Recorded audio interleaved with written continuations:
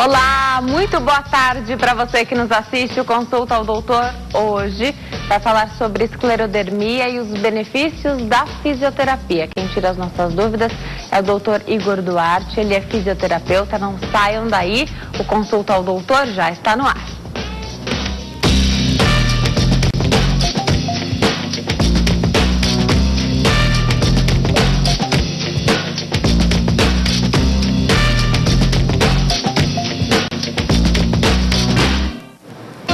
Olá para você que nos assiste de qualquer parte do mundo, o Consulta ao Doutor já está no ar, hoje atendendo a vários pedidos para que nós falássemos sobre esclerodermia e os benefícios da fisioterapia. A gente vai entender tudo sobre a doença, né? Entender um pouquinho sobre o mecanismo dela e como fazer para que as pessoas tenham mais qualidade de vida.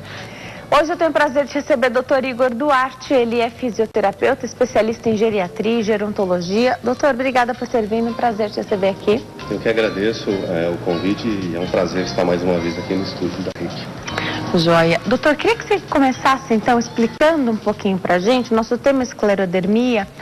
O que é essa doença?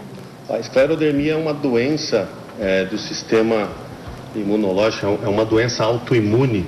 Então, as células de defesa do nosso organismo, que protegem a gente contra invasores, vírus, bactérias, etc., elas começam a combater os próprios tecidos do nosso corpo. Então, os tecidos que fazem parte do nosso corpo são combatidos por esse sistema de defesa. E aí os tecidos são lesados e há o aumento do depósito de uma proteína chamada colágeno, que é grande conhecido principalmente do público feminino, por conta da pele, a resistência que ele dá na pele. Então, a esclerodermia, há o aumento da produção do colágeno, e esse colágeno em excesso vai deixar a pele endurecida. Esse que é o grande problema. A pele endurecida atrapalha o dia a dia das pessoas e é uma grande complicação na vida das pessoas e dos profissionais de saúde, porque o diagnóstico é muito difícil também. Já a gente fala sobre como chegar no diagnóstico, mas quando a gente fala de esclerodermia, existe também uma doença chamada esclerose sistêmica. Quero entender qual a diferença. Então, aqui a esclerodermia existe dois tipos. Então, tem a esclerodermia localizada e a esclerodermia sistêmica, que acaba tendo um outro nome, que é a esclerose sistêmica. Ambas, elas atuam na pele, então elas vão endurecer a pele. A pele vai tornar endurecida, isso vai atrapalhar mobilidade, movimentação. Mas a esclerodermia localizada, ela não tem outro comprometimento no organismo que não apenas a pele. Agora, a esclerodermia sistêmica, também conhecida como esclerose sistêmica, ela vai ocasionar depósito de colágeno em outros órgãos, como os rins, como o coração, músculos e pulmões.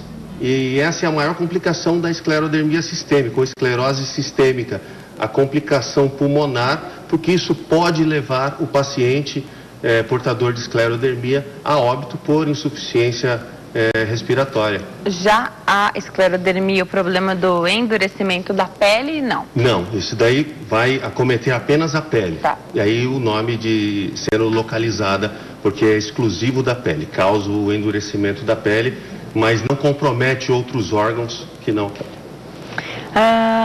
A gente vem falando bastante, doutor, sobre doenças autoimunes. E aí fica aqui um questionamento, e outras pessoas já me perguntaram isso nas redes sociais. Está havendo um crescimento de pessoas, no número de pessoas com doenças autoimunes, ou hoje o sistema de saúde, então os especialistas estão mais capacitados para fazer esse diagnóstico?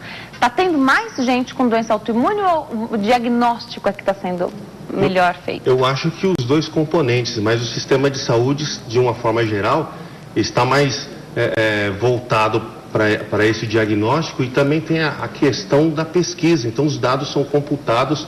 Eu acredito que esse fenômeno tenha aumentado a estatística dessas doenças autoimunes. Agora, falando de esclerodermia, ela continua sendo um número relativamente baixo, aliás, muito baixo, diga-se de passagem. Então, a incidência dessa doença é de 30 a até 300 casos por cada 1 milhão de habitantes, então é uma doença relativamente rara. e é difícil detectar isso também. Então, os especialistas precisam estar atentos para não confundir com outras doenças dessa ordem. Perfeito. Vamos fazer assim, a nossa repórter já está posicionada e a gente faz contato agora com ela. Vamos lá.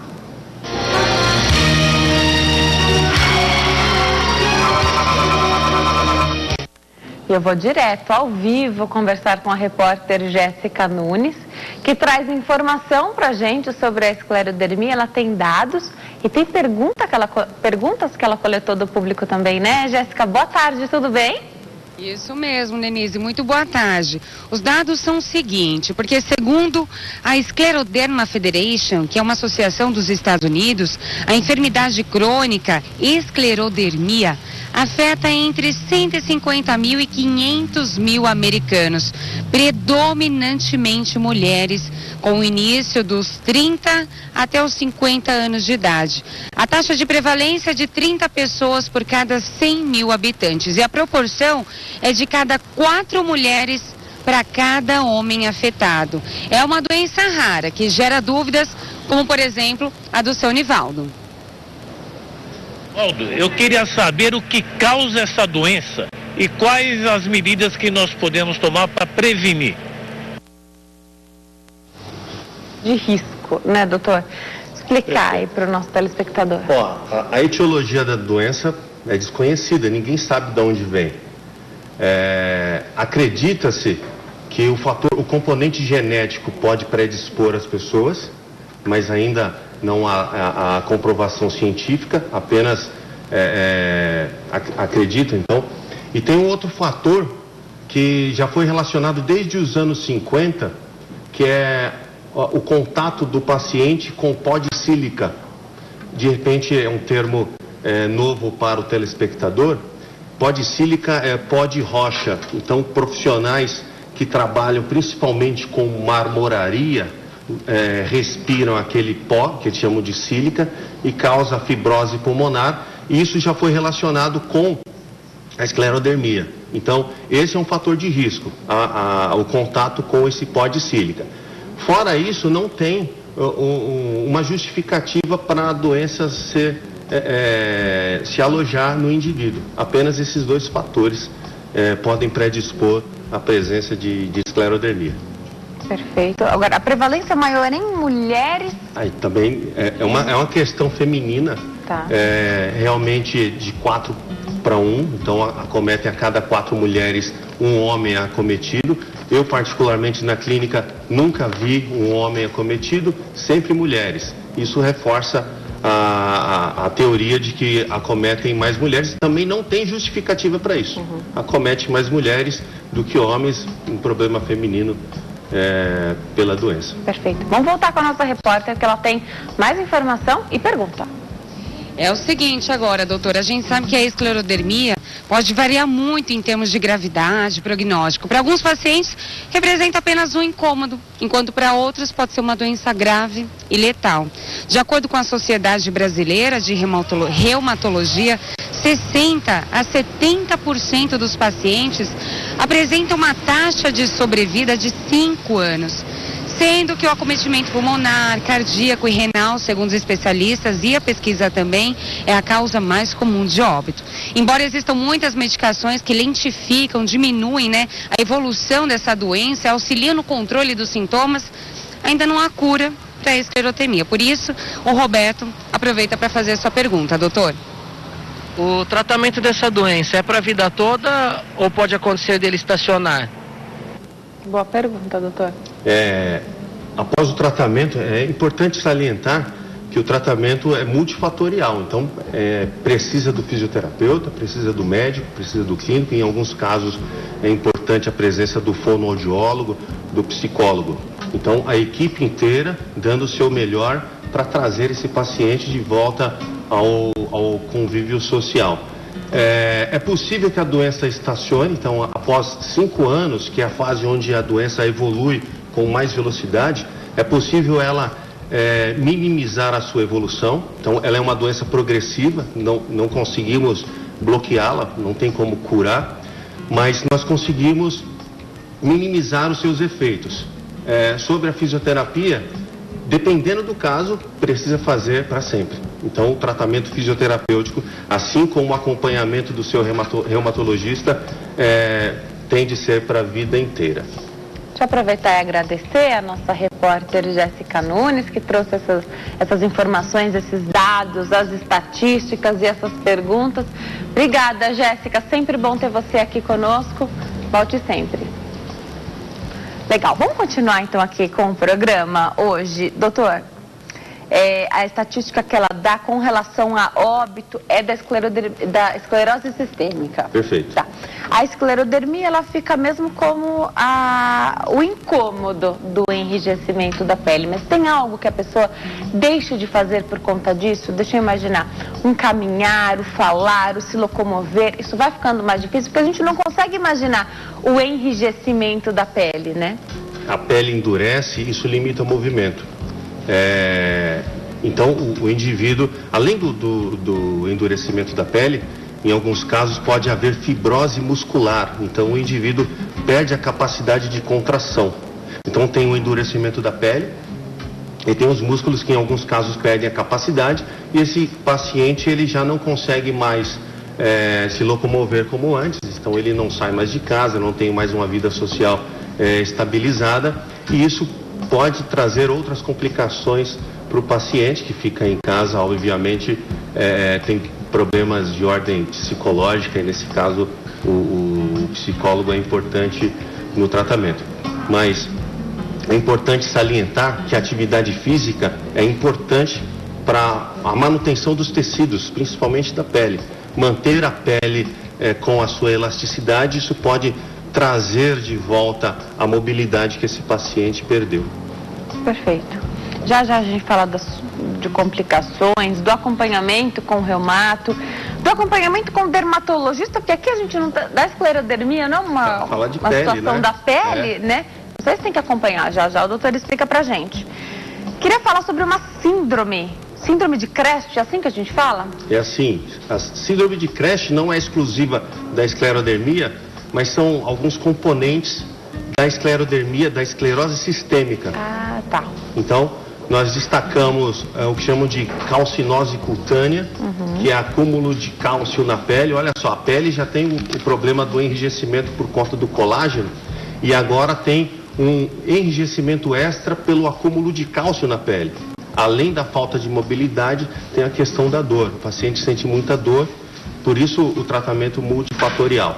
Em alguns casos, o paciente precisa passar com o especialista no trato gastrointestinal, porque há o depósito de colágeno, principalmente no esôfago, que é esse tubo que liga a boca até o estômago. Então, o paciente pode ter problema de refluxo, pode ter problema de boca seca, etc. Precisa passar com o especialista. Aí entra o fono também, no auxílio da deglutição. Então, trabalhar a musculatura que promove a deglutição. Além disso, tem o que chama de fenômeno de Renault, que é conhecido de outras doenças, mas só comete o paciente portador de esclerodermia na sua versão sistêmica, que é a constrição dos vasos periféricos, principalmente dos dedos das mãos e dos pés. Então, as artérias, elas têm o seu calibre diminuído e muitas vezes até interrompido. O sangue não chega nas extremidades e esse sinal, o fenômeno de Renault, ele pode aparecer até anos antes da doença se manifestar. Então, é importante você saber disso. Ponta dos dedos diferente da coloração do resto da mão. Começa com a mão ficando esbranquiçada por falta de sangue, depois fica cianótico, roxo, e eventualmente depois pode ficar avermelhado.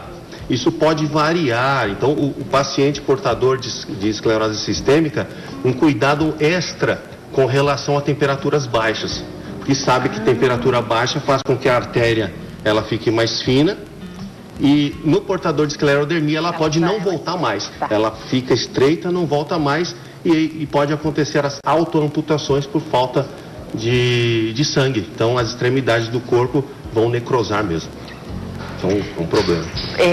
Desse caso que é a esclerose sistêmica, a gente imagina que realmente o paciente tem que acompanhar sempre, né, doutor? Agora, lógico que falando assim, parece que é uma coisa problema, mas dá para ter qualidade de vida. Então, se você tiver uma equipe, você consegue ter qualidade de vida, doutor?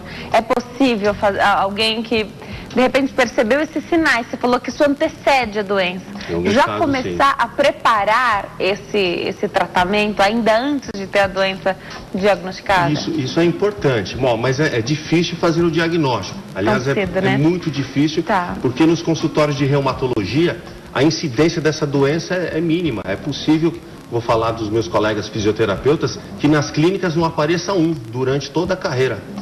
Quando aparece, tem um problema. O que eu faço com esse paciente que não tem protocolos de tratamento específicos?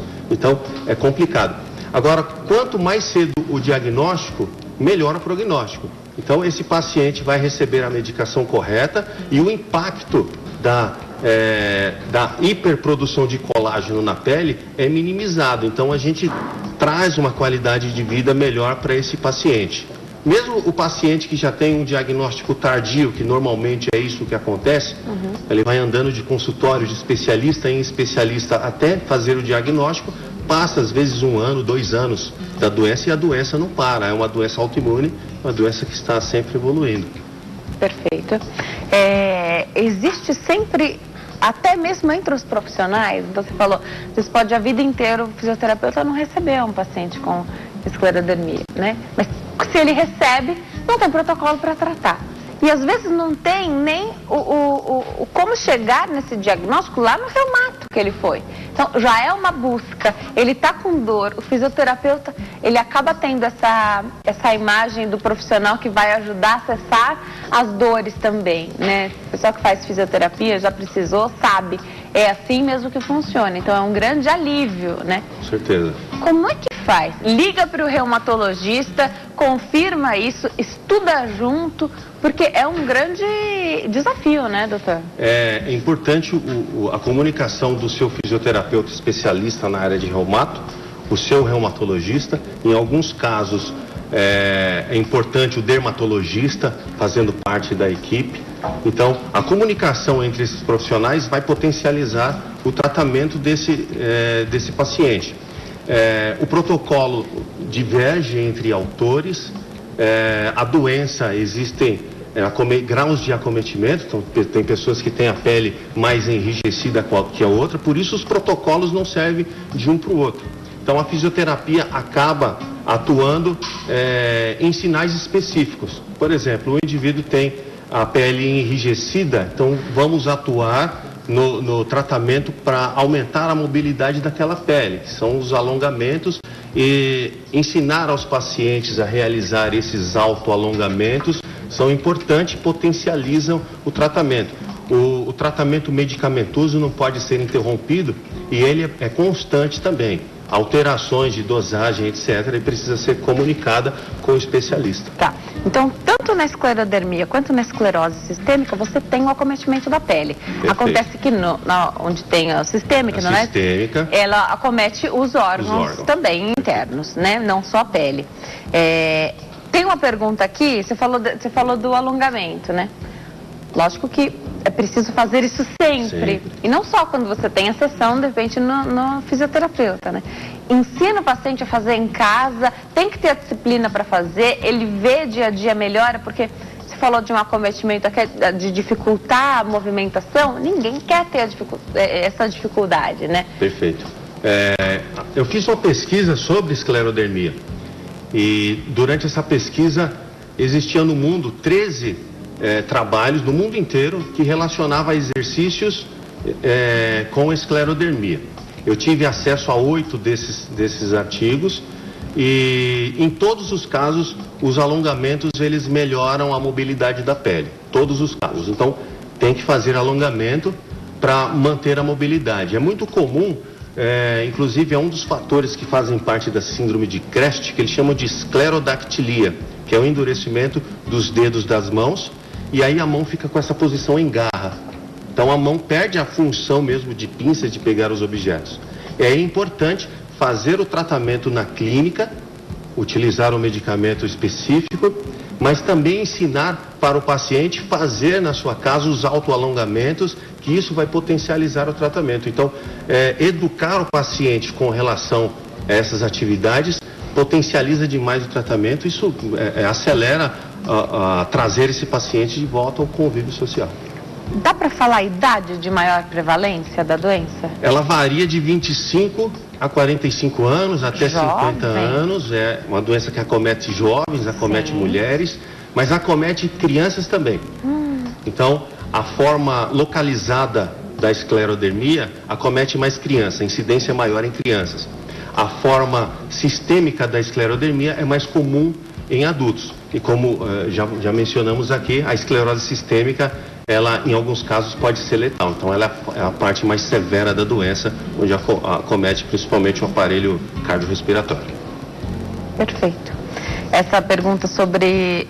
tem várias perguntas aqui de idade. A Gláucia Navarro já ouviu dizer que negros sofrem mais com essa doença do que brancos. Ela pergunta se tem fundamento isso. Os dados são controversos. Tá. Nos Estados Unidos, a prevalência da esclerodermia é maior em negros. É consenso de que a pele dos negros, então, na pele, ela é dividida em 3 partes, agora a terceira parte estão retirando como parte da pele, mas 2 partes. Essa parte superficial chama epiderme e a que vem logo abaixo, a derme, é onde estão as células produtoras de colágeno. Estas células são mais ativas em pessoas da raça negra. Então, você certamente já ouviu dizer que pessoas de raça negra têm a pele mais firme que pessoas, entre aspas, de pele branca. Isso pode justificar. Agora, aqui no Brasil, a incidência, a prevalência da doença é maior em pessoas tidas como raça branca. Tá. Mas como a miscigenação racial no Brasil é muito grande, esse valor pode não ser tão importante quanto o valor estipulado pela estatística americana. A gente não vai perdendo colágeno ao longo da vida, a gente vai passando a produzir menos, Isso mesmo. né? E aí, em quem tem a doença autoimune, não para. Não para. E faz uma sobreprodução, é isso? Uma superprodução. É isso. Em alguns casos, eu já ouvi dizer algo bom sobre a doença. Então, eu já vi as mulheres falar, mas isso não é bom, produz colágeno, então perde a ruga. Tem até o caso de uma inglesa, chama Susan Johnson. Em 2010 ela ficou, entre aspas, famosa por conta de aparecer em entrevistas, em matérias na BBC de Londres, por exemplo, porque a pele dela tinha 61 anos na época e ela tinha pele de 40 anos, devido à doença. Olha só, isso não é um ponto bom. Ela perdeu rugas, né? Mas perdeu também a movimentação. Então, essa parte que é do ser humano, da expressão facial, a doença tira também. Então, você mal consegue sorrir, às vezes você mal consegue se expressar direito por conta da doença. Que é engraçada. Na evolução normal do ser humano, há a baixa do colágeno. Mas na doença de esclerodermia, essa produção ela é aumentada. Vamos falar da hereditariedade, porque quando a gente fala de uma doença autoimune, a gente está falando de uma família inteira mobilizada, entendendo a doença que aquele familiar possui, né? E também fazendo toda uma... Nesse caso, eu não sei se é possível fazer uma prevenção, mas tomando os cuidados e atento sempre se a doença não vai manifestar ali em mais alguém, né? Tem fator de hereditariedade? Existe o fator, esse fator de risco genético. Não há dados específicos com relação a isso, mas eles existem. Se alguém na família... Mas é tão complicado isso porque é tão raro que às vezes passa despercebido. Muitas vezes o diagnóstico hoje é difícil. Há 50 anos atrás era muito mais difícil e às vezes a pessoa só sofreu com essa doença, morreu por essas complicações, mas não teve um diagnóstico, a família não ficou sabendo. A família soube. É importante fazer um acompanhamento com o seu reumatologista e identificar potenciais fatores de riscos, podem prevenir futuras complicações, sim. Tá. Um tratamento multidisciplinar, então, certamente vai fazer com que a pessoa fique melhor. Já você me conta sobre como é o trabalho e se tem um protocolo para tratar a doença na fisioterapia. Hoje a gente fala bastante das famosas 10 sessões, que os médicos pedem, então, de cada vez, né, para que o paciente faça fisioterapia, está pensando nesse tratamento que é para a vida toda, né? Assim como é difícil falar uma doença autoimune, falar que não tem cura, mas outras tantas doenças não têm cura e outras tantas situações, por exemplo, fazer o seu tratamento com fisioterapeuta vão te dar mais qualidade de vida, até mesmo independente ali de você ter um problema específico ou não, né? Já você fala sobre isso. Várias pessoas estão interessadas aqui na questão da esclerodermia. Você acha interessante trocar? Hoje com a internet a gente tem até grupos no Facebook que falam sobre a esclerodermia, trocam figurinha ali, né? Trocam ideias sobre a doença. Então as pessoas contam suas histórias, né? Todo mundo acompanhado por um especialista. Mas trocando, você acha importante trocar? Vamos preparar para dar um recadinho enquanto eu chego até lá. É importante ter essa troca. Então, olha, você não está sozinho, né? É uma doença rara, mas a gente consegue encontrar pessoas que têm o mesmo problema e que estão vivendo bem. Como é isso, doutor? Bom, é importante sim você ter contato com outras pessoas que estão acometidas desse mesmo problema. Tem que tomar cuidado com relação ao excesso de informações que a internet existe. Então, o tratamento que às vezes um paciente mencionou que foi efetivo para ele, para o outro talvez não seja tão assim. Então, é interessante esse convívio e esse fenômeno que a internet traz. Mas é importante o acompanhamento do seu especialista, é ele quem vai determinar o seu diagnóstico específico e o tratamento sobre o seu caso. Perfeito. Nós estamos de volta hoje falando sobre esclerodermia e os benefícios da fisioterapia com o Dr. Igor Duarte. Ele é fisioterapeuta, especialista em geriatria e gerontologia, está contando tudo, dando um panorama aqui pra gente. Doutor, é difícil falar sobre essa doença, é uma doença multidisciplinar, né, que exige aí protocolos de várias áreas. Mas eu quero entender um pouco sobre o diagnóstico da doença. Como é que então, aos primeiros sinais, as pessoas buscam esse auxílio? É fácil de descobrir, assim, precocemente, como a gente diz? No primeiro bloco, a gente falou do fenômeno de Raynaud, que em alguns casos pode preceder, em até anos, o acometimento da pele e os órgãos internos. Então, é importante que o clínico esteja atento para isso. Faz-se o exame de sangue para detectar o que eles chamam de autoanticorpos.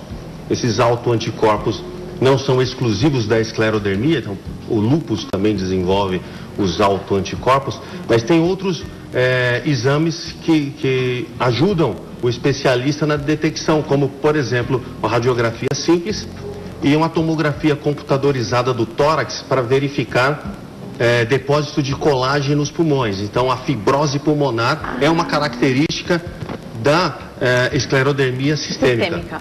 Tá. O grande problema da esclerodermia sistêmica é o acometimento dos demais órgãos. Principalmente os pulmões, que esse é o fator que pode levar o paciente a óbito por conta do acometimento.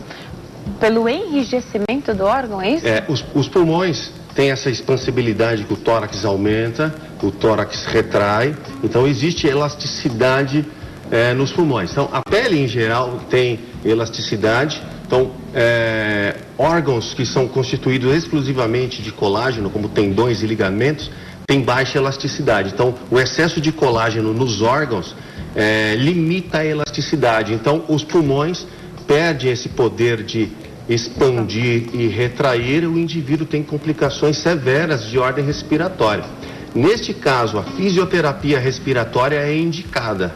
Então, o fisioterapeuta com protocolos específicos para cada estágio da doença pode melhorar a expansibilidade torácica. Mas é importante ressaltar, não tem como segurar a doença, então não tem como você limitá-la. Ela é uma doença progressiva. Então, o objetivo do tratamento é retardar ao máximo e manter qualidade de vida para esse paciente. Você falou aí de uma prevalência até mesmo em mulheres de 25 a 45 anos. Estou pensando em mulheres que querem ter filhos ainda. Isso atrapalha? Depende se é esclerodermia ou se é esclerose sistêmica. Você acha que esse pode ser um plano aí você pode você pode engravidar e ter uma gestação saudável? Pode ser que a mulher tenha que antecipar isso se tiver o diagnóstico aos 25 anos, por exemplo, porque a situação vai ficando agravada com o passar do tempo, né? O que eu vou falar agora é um termo que eu acredito que seja possível. Então, eu não conheço na literatura mulheres portadoras de esclerodermia que tiveram gestação. Então, acredito que seja possível sim, mas é importante o acompanhamento do seu médico, porque os medicamentos podem atrapalhar na gestação. Então, é importante o clínico acompanhar esse processo. Perfeito. Tem muito questionamento, tem muita gente interessada em saber sobre o tema. É realmente muito pouco falado, né, doutor? Existem poucos especialistas na doença, então é difícil até encontrar um reumato que seja especialista em esclerodermia. O reumato é o especialista indicado para tratar a doença. Ele quem faz o diagnóstico. Mas como os dados são muito controversos, a incidência da doença é muito baixa, quando chega no consultório, o especialista ele pode ter uma série de dúvidas. E aí para ele vai focando nos exames específicos até chegar, afunilar e chegar no diagnóstico específico. Isso pode levar muito tempo. E aí muito tempo para a esclerodermia pode perder mobilidade de membros, pode perder função pulmonar. Mas não tem jeito.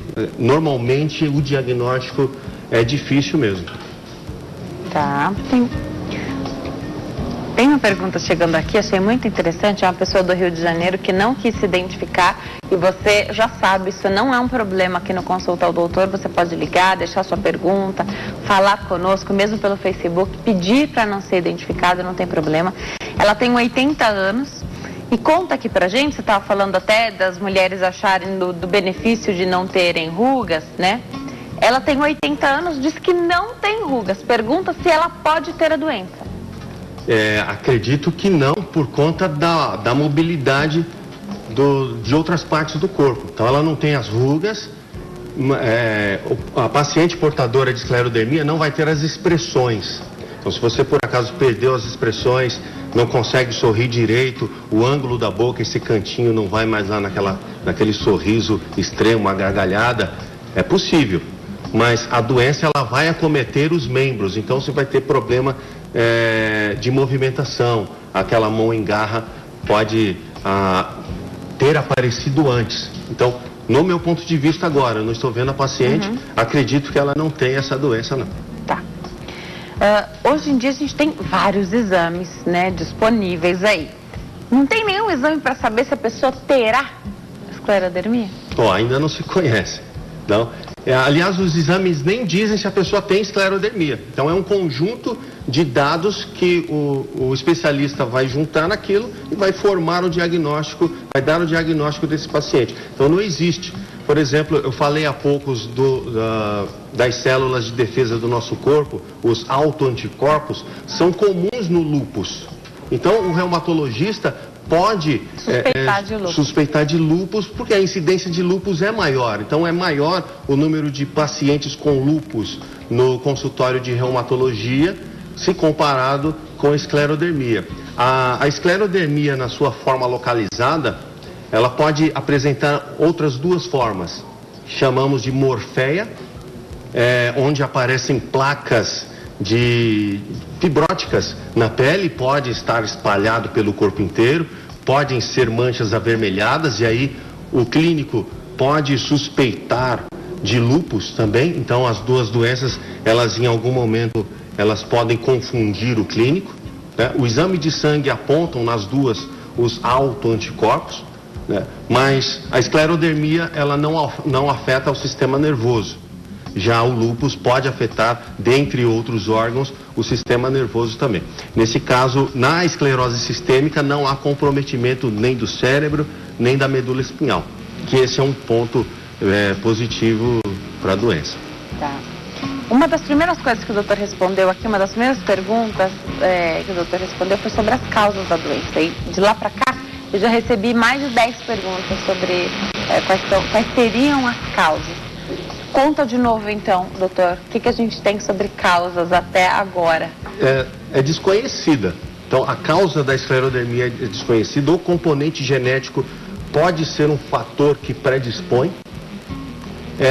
E o contato, isso já foi relacionado em outros trabalhos, em outras pesquisas, relacionado pacientes que tiveram contato com pó de sílica, que é pó de rocha, pó de mármore. Quem trabalha cortando ou polindo essas pedras podem desenvolver a esclerodermia. Mas, como disse, não tem nada fechado, não tem uma causa que justifique a esclerodermia. Então, dizem que a causa é desconhecida. Tudo isso é suspeito. Tá. A Abigail, aqui de São Paulo, ligou para perguntar se tem tratamento no SUS. Tem, né, doutor? Tem tratamento no SUS. Então, o SUS está preparado tanto na parte medicamentosa quanto na parte fisioterapêutica. Então, os profissionais que atuam no SUS, eles estão preparados para atender, diagnosticar e tratar essa doença em todas as suas fases. Pode procurar o SUS, sim. Perfeito. E lembrando, o médico especialista é o reumatologista. É o reumatologista, mas o dermatologista, ele faz parte da equipe multidisciplinar, porque essa hipercolagenose que se deposita na pele atrapalha a vascularização. Então a pele perde a vascularização, perde a hidratação. Uma das características da pele do paciente que tem esclerose sistêmica ou esclerodermia é a pele brilhosa, a pele sem as marcas de expressão, sem rugas, mas a pele torna-se brilhosa também por conta da baixa concentração de líquido que chega pela vascularização. Nesse caso, o dermatologista ele vai atuar indicando os cosméticos para passar na superfície da pele, que vai tornar a superfície hidratada, e isso vai potencializar o tratamento do fisioterapeuta, que tende a aumentar a mobilidade da pele também. Perfeito. A gente vai para o intervalo, em 3 minutinhos nós estaremos de volta. Até já. Nós estamos de volta ao Consulta ao Doutor. Hoje fala sobre esclerodermia e os benefícios da fisioterapia. Quem tira as nossas dúvidas é o fisioterapeuta, Dr. Igor Duarte. Está dando um panorama geral aqui sobre esclerodermia localizada e sobre a esclerose sistêmica também. Estou muito feliz com o número de pessoas dizendo aqui que tem interesse no assunto. A gente realmente cumpre esse papel aqui de trazer o especialista para falar sobre os mais variados temas.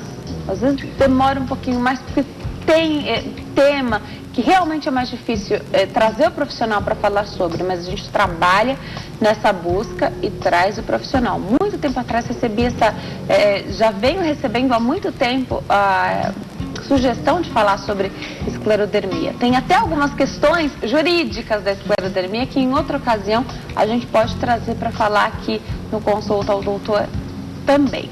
Vamos lá, doutor Igor, queria falar um pouquinho sobre o tratamento. Então, são várias situações. Vamos começar pelo diagnóstico. Você já falou do diagnóstico, né? Não é tão fácil de ser feito o diagnóstico, mas fazendo o acompanhamento a pessoa cumpre a parte dela, né? Faz o que é possível fazer, mas assusta ter o diagnóstico de uma doença rara, né? Então, provavelmente, a pessoa que vai receber esse diagnóstico nunca ouviu falar de esclerodermia. E aí, naquele pouco tempo, diagnosticou a doença, o médico te conta. Deve existir aquele momento em que você não escuta o que o profissional está falando e fica pensando só que é uma doença rara, autoimune, não tem cura. E o fisioterapeuta, a gente sabe que também acaba tendo essa... Então, até mesmo o fisioterapeuta, durante o trabalho dele, explicando mais sobre a doença, mostrando como aquilo pode realmente estar na vida da pessoa de uma maneira mais tranquila, né? Você percebe nos pacientes isso que eu falei? Então, uma tensão, uma ansiedade por ser uma doença rara, um não saber ali, então cheio de perguntas. Logo de imediato é assim, o paciente chega cheio de dúvidas. Hoje, com acesso à internet, é fácil, ele vai lá na internet e pega uma série de informações. Então, aqui a doença causa fibrose pulmonar, que causa acometimento do coração, acometimento renal, etc. E aí ele chega no consultório com essas questões. E aí, doutor, esse é o meu caso? Não, quem vai dizer se esse é o seu caso ou não são os exames, no caso os exames de imagem, para ver se você tem comprometimento pulmonar. Se você tem, não é o fim, existe tratamento. O tratamento é efetivo, tanto o tratamento medicamentoso, acompanhado pelo seu reumatologista, quanto o tratamento fisioterapêutico. Tem atuações benéficas no curso natural da doença, mas é muito comum o paciente chegar na clínica, não só o paciente de esclerodermia, mas paciente com doenças autoimunes. O nome tem um impacto, né? Meu organismo está combatendo ele mesmo, como que eu trato isso, como que eu seguro, né? Então, na esclerodermia não conseguimos ainda segurar o curso natural, a evolução da doença. Quem sabe no futuro isso seja possível com o avanço da medicina, lá no futuro não muito distante a gente consegue chegar nisso. Traga essa boa notícia também pra gente. Será um prazer voltar aqui e trazer essa notícia para vocês. E você sabe que os pacientes que eu conheço que têm esclerodermia, as pessoas que eu conheço que têm esclerodermia, estão sempre em busca dessa atualização. Então, eles acabam sabendo os grupos de estudo, onde estão e como caminham essas pesquisas e em que pé que está, né, essa situação aí, para que a gente possa ter resposta para tantas perguntas. Enquanto não tem, fazer o que dá para fazer hoje. Você falou de uma série de profissionais, né? Então, você já falou do especialista reumatologista, do seu trabalho como fisioterapeuta, falou até do fonoaudiólogo. Um psicólogo sempre cabe quando a situação ali não vai bem, até de aceitação do problema. E a família, doutor? Você acha que a família também pode... Lógico, em algumas situações é até a família que vai levar o paciente até a fisioterapia, né? Mas a família também tem que entender sobre a doença, doutor, entender sobre o alongamento que você falou que é tão importante. Sim, muitas vezes o paciente, ele tem os problemas de ordem de depressão, então o psicólogo é importante sim, mas a família vai incentivar a fazer, a família vai incentivar a levar até o consultório do fisioterapeuta, vai incentivar a fazer os exercícios em casa. Esse paciente tem um problema que pode acontecer, o paciente que tem a forma localizada, chama morféia, aparecem placas ovaladas pela pele, pode estar localizada nos membros, pode aparecer essas placas no corpo inteiro. E no convívio social as pessoas podem achar estranho, aquela pessoa tem manchas na pele, isso pode trazer problemas de ordem psicológica para ela. Daí ela não quer mais ter o convívio social. Então é importante o psicólogo, é importante a família sim, a família estando bem orientada, a família até mesmo esclarecer para as pessoas que têm um convívio que, olha, a doença não é uma doença transmissível, pode chegar à vontade, pode chegar próximo, não tem problema nenhum. Aliás, não se sabe de onde vem a doença, mas sabe que transmissível a esclerodermia não é. Perfeito, é legal falar isso, né? Porque às vezes as pessoas têm curiosidade, então você está na rua, esteja aberto também para dizer, né? Fique tranquilo, isso não é transmissível. No começo eu entendo que seja bem difícil, né? Porque os olhares podem não perdoar ali a situação, né? Mas com essa tranquilidade de estar fazendo um tratamento e de saber o que é a doença que você tem, né? Qual é a doença que você tem, isso acaba ficando mais fácil, mais leve, né, doutor? Claro. Existe uma forma da doença que acomete a face. Então, o rosto... dizem aí que o rosto é o cartão de visita, imagina com manchas. Tem um fenômeno da esclerodermia localizada, chama lesão por golpe de sabre. Então é uma mancha com pontinhos mais claros, pode evoluir para o centro da cabeça. Isso, dependendo da idade, pode comprometer inclusive a evolução. Então a face pode ficar assimétrica, e isso lá na vida adulta pode aparecer o ângulo da boca diminuído, o olho diminuído ou mais inferiorizado em um dos lados, e claro que isso daí chama a atenção dos populares. E muitas vezes a pessoa não quer ter mais o convívio social porque não quer mais receber esses olhares de, não fica perto de mim porque eu vou pegar isso de você. Não, é importante esclarecer isso para as pessoas, que a esclerodermia, ela não é transmissível. Perfeito. Tem uma telespectadora na linha, faz pergunta para nós aqui ao vivo, é a Maria Olinda, aqui de São Paulo. Oi, Maria Olinda, tudo bem? Boa tarde. Boa tarde, Denise. Tudo bem? Tudo jóia. Seja bem-vinda. Obrigada por ter ligado. Obrigada a você. Fica à vontade, pode perguntar. Denise, eu gostaria de saber se a esclerodermia dá calcificação. Legal, vou perguntar aqui para o doutor. Tá bom. Obrigada, Maria Olinda. Um beijão para você. Doutor, calcificação tá entre os comprometimentos aí? Tá. A calcificação da pele acontece na síndrome de Crest, é um dos pontos da síndrome de Crest. E aí o raio-x, ele é importante no diagnóstico porque ele vai ver placas na pele. O raio-x, a telespectadora deve saber, dá para ver com clareza ossos, outros órgãos não dá para ver no raio-x simples. A pele fica cheia de placas arredondadas ou muitas vezes disforme, espalhado pelo corpo inteiro na pele. Então a calcificação da pele, isso pode acontecer no indivíduo que tem a esclerose sistêmica. Mas ele tem outros comprometimentos além dessa calcificação? Sim, o fenômeno de Renault, a esclerodactilia. Então, isoladamente? Não, exclusivo não. Tá. Exclusivo não. Então, primeiro pode desenvolver o fenômeno de Renault, as pontas das extremidades dos membros com problema de circulação e eventualmente pode acontecer a calcificação da pele. Nesse caso, é importante o tratamento medicamentoso, porque ele vai bloquear a entrada de cálcio no interior das células, então ele bloqueia a chegada de cálcio na pele, e aí o tratamento fisioterapêutico é importante, porque o cálcio ele é importante na contração muscular. Então é possível diminuir esse cálcio que está impregnado na pele com atividade física. Com o medicamento associado à atividade física, conseguimos diminuir o quadro de calcinose cutânea. Tá, a gente está falando de uma doença rara, né?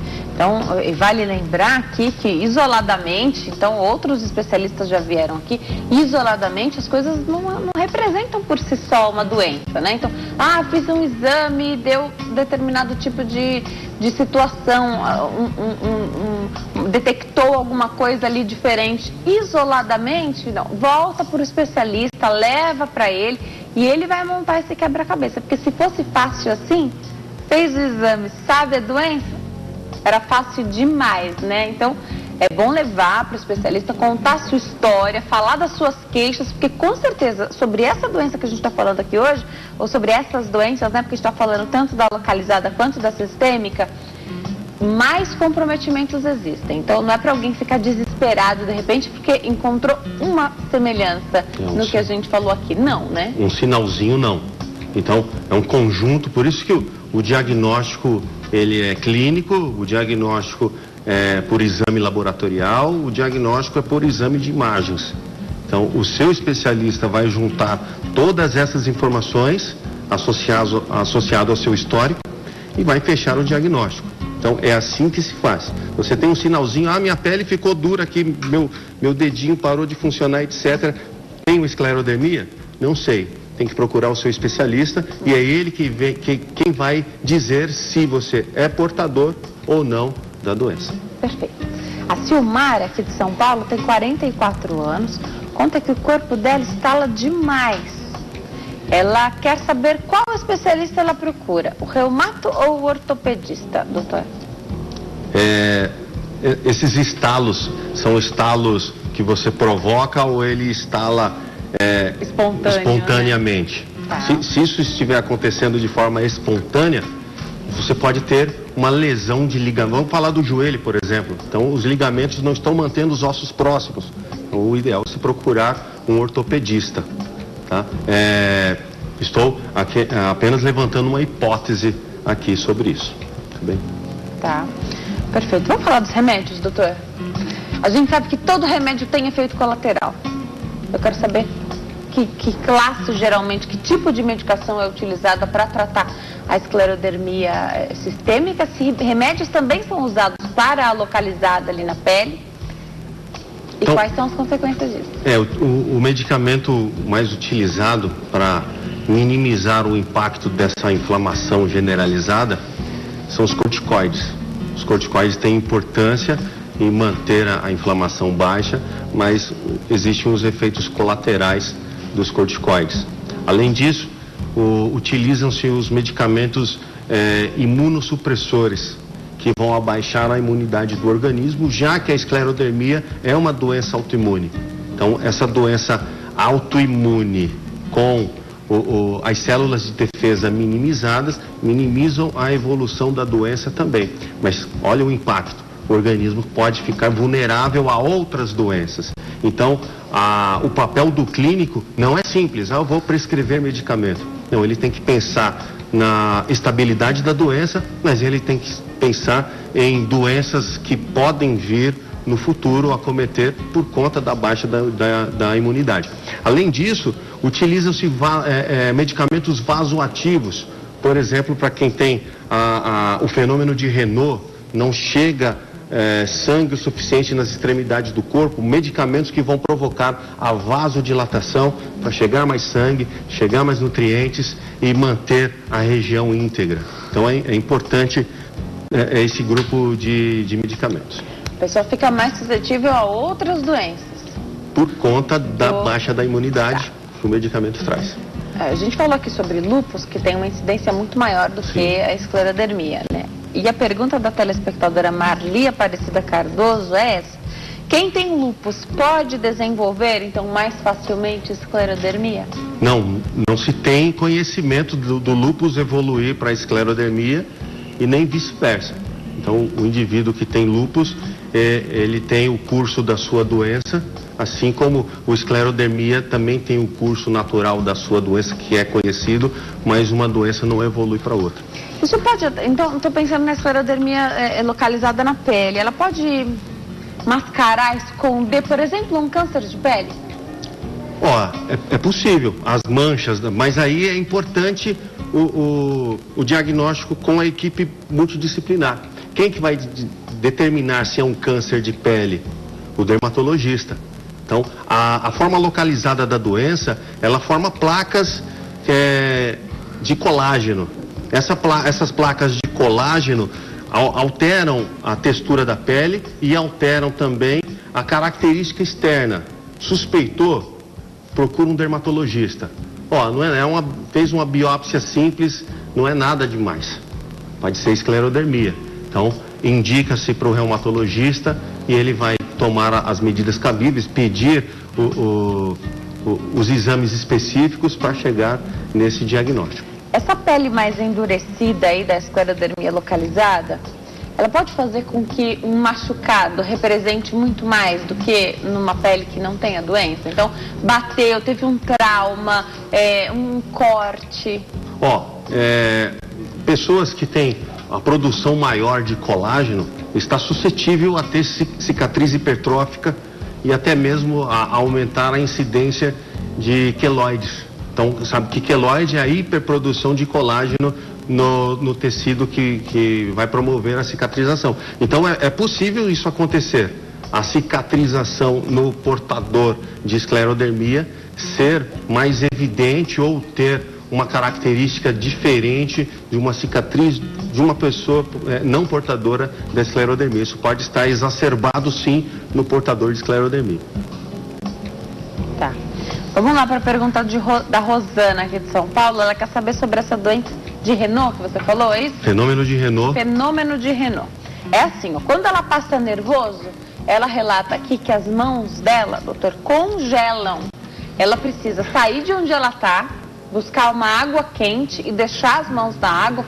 E é isso que ela relata, para as mãos descongelarem. Olha, as mãos ficam brancas como cera. Ela já tem médico marcado, mas ela também quer uma orientação de se pode ser a doença e qual é o especialista ela busca. Rosângela, né? Rosana. Rosana, isso pode acontecer, sim. Então, o fenômeno de Renault, ele pode acontecer primariamente por uma questão de temperatura. A temperatura diminui. O engraçado é que apenas as extremidades da mão, então os dedos mudam de cor. Eu não sei se isso está acontecendo com você. Fique atenta. Se a mão fica com esse aspecto ruborizado, amarelinho característico da mão, e se as extremidades ficam brancas mesmo, ou se a mão inteira fica branca. Porque é diferente. O componente emocional pode levar ao fenômeno de Raynaud também. Foi importante a nossa telespectadora ter tocado nesse assunto, porque não só a questão térmica, de passar muito frio, pode levar ao fenômeno de Raynaud, que é um sinal importante da esclerodermia, mas o paciente que tem essa questão emocional associada. Então, se você tem o médico marcado, meus parabéns. Ele vai determinar se você pode desenvolver a esclerodermia ou não. As pessoas se preocupam bastante com a questão do especialista, e a gente costuma trazer o especialista aqui, mas a gente sabe da importância do clínico geral, por exemplo, né? O clínico é o que vai receber primeiro essa pessoa. E aí a importância a experiência desse clínico, e é ele quem vai receber o paciente primariamente, ou ele trata, ou ele indica para um especialista. Então, ele recebeu esse paciente, ele falou, esse paciente, tem um joelho que estrala, tá? Então fica crepitando, e agora eu mando para o reumato, eu mando para o ortopedista, ele vai avaliar primariamente e vai indicar o especialista correto. Doutor, tem cirurgia, alguma cirurgia para essa doença? A esclerodermia acomete alguns órgãos, pulmões, pode acometer o coração lá na fase tardia da doença, e a esclerodermia atinge o trato gastrointestinal, como eu falei, e afeta rins também. Então os rins perdem a sua capacidade de filtrar o sangue, e eventualmente esse paciente pode vir a ter que ser submetido a sessões de hemodiálise. E é possível ele precisar de transplante renal para voltar com toda a função renal. A função renal, que todo mundo sabe, é de filtrar o sangue e manter a homeostase de líquido. Um dos fatores que o comprometimento renal pode trazer é aumento da pressão arterial. Então, em alguns casos, os pacientes devem utilizar medicamentos vasoativos para manter a homeostasia, que é o equilíbrio da pressão arterial, que pode se desenvolver por conta de uma insuficiência renal. Deixa eu aproveitar e fazer essa pergunta aqui do telespectador Adelson de Rondônia, que sempre assiste ao programa. Quer saber se fibromialgia é uma doença autoimune, como essa que a gente está falando hoje. E fibromialgia é sempre perguntado aqui no consulta. A fibromialgia, na verdade, a fibromialgia não tem etiologia esclarecida. Não sabe de onde vem a fibromialgia. O tratamento da fibromialgia também não é simples. Não pode ser um tema para a gente discutir no futuro programa. Então, o tratamento da fibromialgia é em torno da dor, a dor muscular que é generalizada. Mas a fibromialgia, é importante a gente relatar aqui que ela não tem relação nenhuma com a esclerodermia, que eventualmente pode desenvolver muita dor, mas elas não têm relação. Perfeito. Agora, fazer esse tratamento é fundamental, né? Você precisa de disciplina para tratar, então são remédios que o medo sempre, mesmo sendo uma doença autoimune, a gente sabe que não tem cura e tem que tratar para o resto da vida, para ter qualidade de vida e conseguir viver bem. O medo é, na melhora, o paciente abandonar o fisioterapeuta, né? Agora eu já sei fazer os alongamentos. Não é um alongamento que qualquer pessoa saiba fazer, você precisa de técnica, é especial para aquela pessoa, para o problema que ela tem, né? Porque a doença, ela difere, ela afeta uma pessoa de forma diferente da outra. Então o protocolo que serve para ela não serve para outra. Daí quem vai decidir qual é a forma, o método, a intensidade do exercício é o seu fisioterapeuta. Ele que está capacitado em fazer isso. Inclusive orientar, sabe? Educar o paciente a fazer a atividade em sua casa, e em alguns casos educar o familiar a fazer. Faz na clínica e educa a família a fazer em casa. Isso tem um impacto grande na evolução da doença também. Perfeito.